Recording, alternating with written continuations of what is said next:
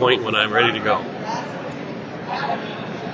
Greetings. My name's John Peterson. I'm the Executive Director of School Administrators of South Dakota. Today is April 19th, and we're in Sioux Falls at the DIE Conference. And Rick Melmer was good enough, Dr. Melmer was good enough to agree to do a 10-minute session with us and talk a little bit about education in South Dakota and I guess what he's been up to. Rick, I was thinking on the way down this morning when I drove down here, you've had a busy 10 years. In the last 10 years, you've been the superintendent in Watertown. You've been the Secretary of Education in South Dakota, out here appointed by the governor, and now you're the Dean of Education down at the University of South Dakota. Right. Yeah, I've had a chance to work at 3 different levels, and it's been very interesting. Yeah. What have you learned in the 10 years with those 3? I mean, is there anything that comes to mind with those 3 different unique experiences in South Dakota? I've been in leadership roles in all 3 places, and frankly, they aren't dramatically different, John, from one place to another. What you learn is it's still all about the people that you have working with you. Hiring good people, keeping good people, getting them in the right spots is absolutely critical.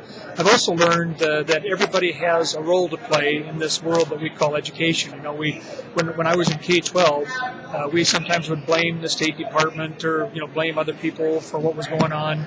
And then you get to the State Department and you find out that they're working hard and doing what they can do at that level and doing the best they can do. And sometimes people blamed higher ed. Well, now I'm in higher ed and I'm finding out that the folks there aren't sitting around looking for something to do. There's plenty going on. They're working hard trying to produce the best product they can. So I guess every piece of the education system has to work. And if any one piece isn't working, the entire system fails. And I've had a chance, a unique opportunity to work in 3 different parts of that overall system. Rick, I learned a long time ago that you don't always talk about funding in education because there certainly are many ways that we can improve education. But funding is an issue in South Dakota. I think that we are at, you might say, a crossroads on what we are going to do with education in South Dakota. And I'm very concerned as to the future in regards to funding. Well, yeah. I think if you read the reports from around the country, every state in the country is dealing with some sort of funding issue, and I think everybody believes that it's a fundamental part of an educational program. The challenge in South Dakota is, again, everything's interrelated, and you can talk about funding on one side, but you still have to have the revenue stream on the other side to be able to provide the funding, and that becomes a political issue. And of course, we're on the eve of a gubernatorial campaign, and it started now and it will continue till November, and you don't hear any of the governor candidates talking about any kind of additional revenue sources. So until those 2 sort of schools of thought line up, I'm afraid we're going to struggle with the funding discussion because there has to be additional revenue in order to produce more dollars for education. Now, having said that, I think there are some ways to look for efficiencies and you try to find ways to make a better use of the dollars you have available, and I think some of those things do exist. Would it transform our educational system? Probably not. But I think we can be a bit more efficient than we are right now, and those kind of conversations have to happen as well. Rick, this morning I ran into Dr. Froke, the superintendent in Vermilion, and you two, I guess, see each other quite regularly now, living in the same community. Yeah. And Mark had said, he said that there's really some interesting things coming about in teacher education at USD. Can you share some of those? Because a lot of us aren't familiar with what are your plans, what are your thoughts with teacher education at USD? Well, we received recently a $4 million grant from the Bush Foundation to redesign our teacher ed program. So we're doing really 4 things differently. We're going to recruit differently. We're going to get more aggressive on the recruiting side and try to be more purposeful about recruiting high school teachers because we need 7 through 12 teachers. You know it. I know it. No, we need elementary too, but we really need secondary candidates, more of those. So we're going to try to recruit more secondary candidates in some areas. We're going to prepare them differently than we have in the past, more of a clinical approach where we're going to look at more clinical experiences during their time. And the big change on the preparation side, John, is going to be a full-year residency program instead of the 12-week student teaching experience that's been common among most universities. So a student's going to be on campus for 3 years. In that 4th year, they're essentially going to be in the schools for the full year, doing their what we would call student teaching. We're going to call it a residency program. And then we're going to embed courses into that full year experience. So while they're out there in the classroom, they're going to be taking classroom management, integration of technology, differentiated learners, a lot of those kind of courses that they used to take on campus. They're not going to be taking out in the field.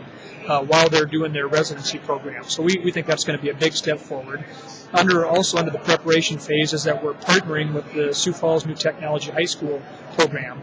And all of our secondary ed students are going to be rotating through that New Tech High concept and making sure that they have a grasp of what project-based learning is and how they can integrate that into their classroom so that when they graduate and go out into the field, they're going to be able to bring some of that PBL training out into the field with them, which we hope will help all the schools that they are placed in. The next part is the induction piece, the support part of it. Again, what I typically tell people is right now under our current system, when you graduate from college, we wave goodbye, wish you the best, and then we don't speak to each other anymore. We are now going to stay with our graduates for 2 to 4 years after they graduate to help them get acclimated into their school system, to support them if they have needs, and also to help them integrate some of those PBL strategies into their work. So there's really kind of a recruit, prepare, place, support continuum there.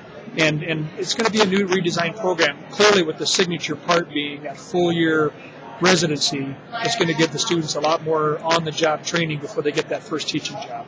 Now, Rick, you mentioned recruit, and you and I and several other educators have talked about the shortage of high school teachers, and in many cases middle school teachers. Tell me more about recruiting. How are we going to recruit more people to enter that secondary field? Yeah, that's a good question, John. One of them is to try to make our high school program more engaging, and we think the PBL model will help with that to some extent, slowly but surely. Second of all, I think we're going to have to provide scholarship incentives to students that choose secondary education. I've talked when I was in the department. I talked around the state about paying high school teachers more than elementary, and that never received universal acclaim by any means. But I still think we shouldn't lose sight of that. But I think we need to start at the university level by saying we're going to incentivize students that choose to look into these hard to place and hard to staff areas and provide more financial incentive for them if they choose those areas. So we can start the process. And then I'm hoping districts will pick it up by saying, we may be able to offer extended contracts or additional kind of compensation that maybe won't violate the agreement and be able to incentivize people at that level too. So I think it's going to have to be a joint effort. We're going to try to do our part by creating a scholarship program that will provide some incentives for students to choose secondary education as a career. You were the one, at least I guess, that brought the pay difference between elementary and high school, right? Again, I remember having many conferences or discussions, you and I, and we have many schools in South Dakota that do that already. Mm-hmm. I mean, they're out there, and that's reality. And I've mentioned before, my wife is a retired elementary teacher, and I would have at the beginning, I had a hard time understanding that, but it's reality. I mean, it's supply and demand. Yeah, it sure is. And if that's part of the recruiting process, then I guess that's something that we're going to have to do. Yeah, I think it is. And the other thing that the TCAP program that was in place for a few years, and the funding just wasn't there, and I understand how that goes. But something like that could really help. To give districts some resources to say, use this money as you need to meet the needs of your district. So I'm hoping that in due time, when the resources begin to come back, that maybe a program like that can be reinstated so that school districts have some discretionary money for personnel purposes to address the needs that they have in their school district. And I think if they're given those resources, they'll be able to do some of those things. Yeah. Well, Rick, I knew that this would go quickly. We got about 40 seconds left. I'd love to do a half an hour with you because there's so many things that we could talk about, and I think people could learn from you and your thoughts. One thing that I would like to share with the public is that you're joining our board. You're joining the School Administrators of South Dakota's Executive Board. Our board took that action last week, and we're very, very excited that we'll be working with you on a regular basis and I guess planning for the future, hopefully doing some good things and tying our two organizations together. Well, and of course USD has an ed program where we train administrators, and so I can learn a great deal from being a part of your board, and I look forward to that, John. So Good. thanks for the opportunity. Okay, thanks. Keep doing what you do well, Rick. Thanks.